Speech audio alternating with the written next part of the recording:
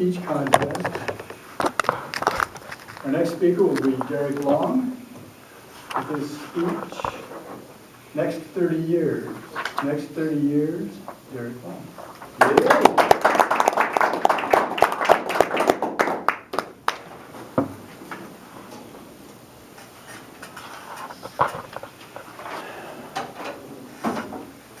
Good evening, fellow Toastmasters. Who likes country music? I do. How about a joke? How many country western singers does it take to change a light bulb?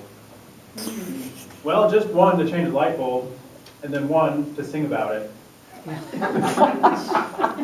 then what happens if you play that country western song backwards? He gets his truck back, he gets his wife back, gets his dog back, gets his job back.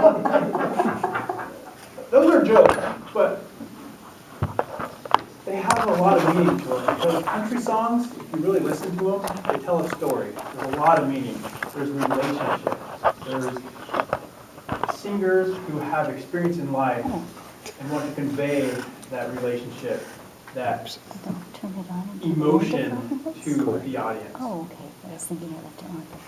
I turned 30 not too long ago, and I was sitting at a red traffic light, the local country radio station on 97.7, and the song came on the radio.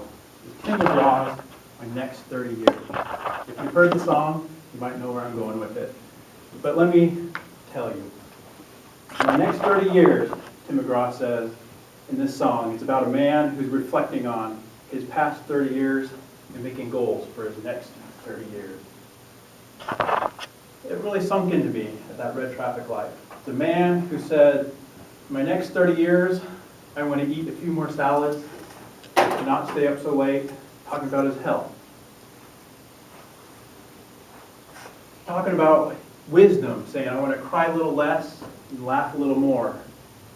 Not stay out so late and hang out with his wife. Again, the relationship. And his confidence. He conquers his adolescent fears. He wants to do it better in his next 30 years. Fellow Toastmasters, I want to do it better in my next 30 years. So what have I learned as I turn 30? I learned that life is about relationships. I got married a year ago, January 2019, to a wonderful, sweet woman, Meredith. But before Meredith, there was a long road of broken hearts. Long road of broken hearts, to where I've learned that the grass isn't greener on the other side, or with the next person, but the grass is greener where you water it. Your relationship with your spouse, with your significant other, can be grand, it can be special if you water it. And excitedly, I get to mention that 5 days ago, Meredith and I were able to welcome into the world our daughter, Madeline Joy. So special. I can show you pictures after. Gladly, I'm a happy father.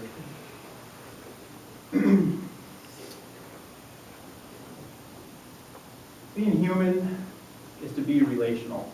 That's really what I've learned in my first 30 years. In my next 30 years, I want to take that and really live it out. I want to be more relational with my fellow Toastmasters, with my daughter, and maybe a son down the road. I want to be more relational with my wife.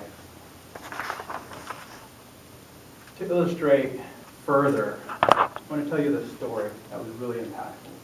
There once was a little boy who had an anger problem, a really bad anger problem, and his father saw it. So he came to his son with a hammer and a box of nails. He says, son, every time you lose your temper, I want you to take a nail out of the box, go over to the fence, nail the nail into the fence. And he's like, okay, Dad. Well, that first day, man, he must have put 50 nails into the fence. He saw, wow, I said a lot of angry things to people. I really hurt people every time he put a nail in the fence. When he saw his words and how they hurt people, he strived to become better. And soon, day after day, week after week, he started putting a few less nails into that fence. Until one day, he didn't put any nails into the fence. He was so proud of himself. He went to his dad and said, "Dad, today I didn't put any nails in the fence. What do I do? I'm good now, right?" His dad said, "Well, son, now every day that you don't lose your temper, that you don't put a nail into the fence, take a nail out." And so that's what he did, until there were no more nails in the fence. And then he went back to his father. His father said, "Son, look at the fence. It's full of holes. You can't fill those holes replace those holes with the words that you use to hurt people are there and impactful. And they stick with people. It's hard to replace. It's hard to fix relationships."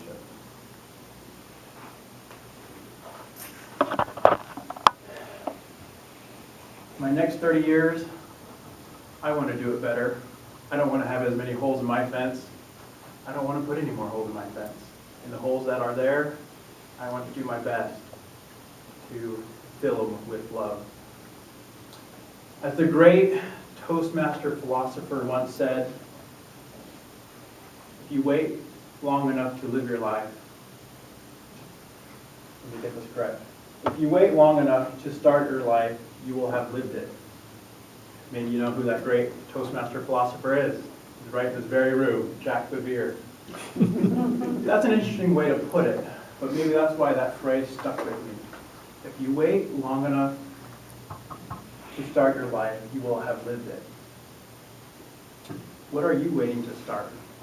What are you waiting to start doing in your next 30 years, your next 10 years, 20 years, 50 years? I want to do it better, Mr. Postmaster.